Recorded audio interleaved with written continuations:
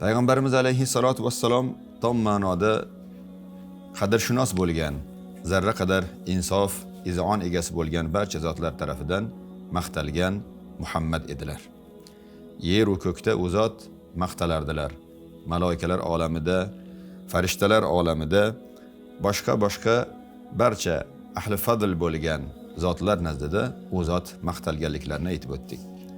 Tabiiyki, ba'zi bir kimsalar, o'zining ham kimligini bilmaydiganlar, qadr-qimmatdan hech narsani anglamaydigan kimsalar barcha zamonda bo'lganlaridek, payg'ambarimiz alayhissalatu vassalom zamonlarida ham bo'lgan va afsuslar bo'lsinki, bugun ham, bundan keyin ham bo'lishi muqarrardir.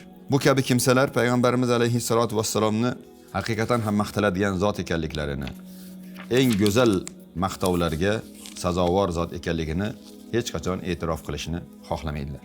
Buning bir qancha sabablari bor. Alloh azza va jalla bu kabi kimsalar haqida o'zi Qur'oni Karimda Furqon surasida shunday marhamat qiladi. Va kazalika ja'alna likulli nabiyyin aduwwa minal mujrimin. Alloh azza va jalla ushbu oyat karimada aytmoqchiki, ey habibim demoqchi. Siz aslida har qancha maqtov, har qancha olqishlarga sazovorsiz. Lekin insonlar orasida ba'zi bir mujrimlar bo'ladiki, mujrim kimsalar, jinoyatchi kimsalar bo'ladilarki, ular o'zi kabidan boshqani yoqtirmaydi.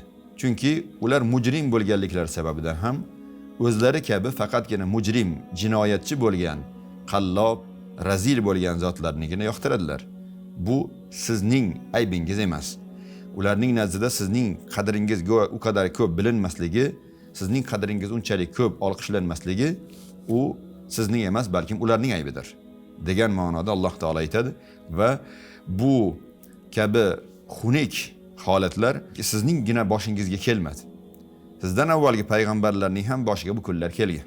Ya'ni Odam alayhisalomdan boshlab barcha zamonda yaxshilar, solihlar bor ekan, ular doimo ularning qarshisida tolihlar, baxtsizlar, baxtsizligini boshqalardan aybini qidiradigan, baxtsizligining boisi o'laroq boshqalarni ko'radigan kimsalar hamma zamonda bo'lgan qabilada Alloh shunday deydi. Va kazalika ja'alna likulli nabiyyin. Biz shuningdek har bir payg'ambarga mujrimlardan bo'lgan dushmanlar chiqazib qo'ydik deydi Alloh taolo.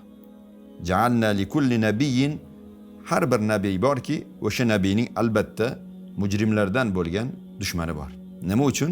Buning sababi chunki payg'ambarlarni, ya'ni insoniyatning eng solihlari, eng ahli fadllari bo'lgan zotlarni faqat ahli fadllargina biladi.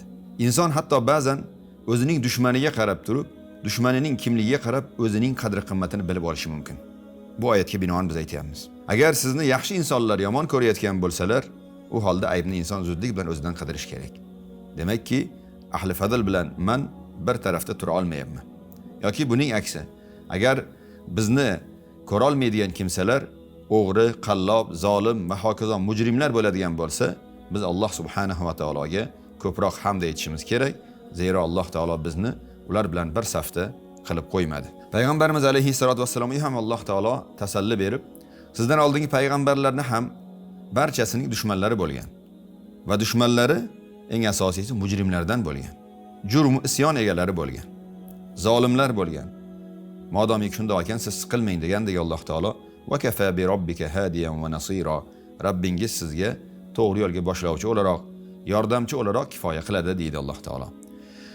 Haqiqatan ham hidoyatga boshlovchisi, yetaklovchisi, yo'lboshchisi Alloh taolo bo'lgan kishi hech qachon adashmaydi.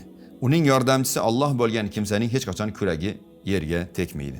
Payg'ambarimiz alayhissalatu vassalom haqida Alloh taolo ushbu kafolatni berdi.